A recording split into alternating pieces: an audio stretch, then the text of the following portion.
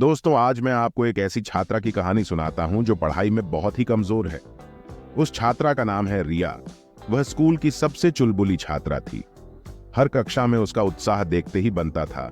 लेकिन अजीब बात यह थी कि रिया को पढ़ाई में बिल्कुल मजा नहीं आता था। कहानियां गढ़ना, नाटक करना, कविताएं लिखना, ये सभी रिया के शौक थे। पर इतिहास के राजाओं, रानियों या विज्ञान के जटिल सिद्धांतों को याद रखना उसे सजा जैसा लगता था। हर रिपोर्ट कार्ड पर उसके माता पिता को सिर्फ एक ही शिकायत पढ़ने को मिलती। रिया पढ़ाई में ध्यान नहीं देती। रिया को डांट पड़ती, पर वह यह भी नहीं समझ पाती थी कि आखिर उसे इतना पढ़ना क्यों पड़ रहा है। एक दिन रिया की कक्षा में एक नई टीचर आई, शीला मैम। वो पढ़ाने का बिल्कुल अलग तरीका अपनाती थी। वे इतिहास के किस्सों को कहानी की तरह सुनाती और विज्ञान के प्रयोगों को मजेदार बना देती। रिया को पहली बार लगा कि पढ़ाई भी इतनी दिलचस्प हो सकती है। एक दिन शीला मैम ने कक्षा में एक प्रतियोगिता की घोषणा की। प्रतियोगिता का विषय था पर्यावरण संरक्षण।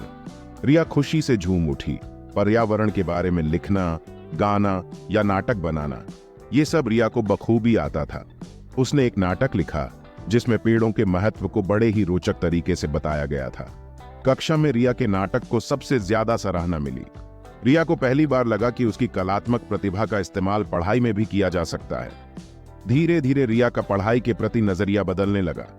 उसने सीखा कि इतिहास के किस्से भविष्य के लिए सीख हैं और विज्ञान के सिद्धांत हमारे जीवन को आसान बनाते हैं।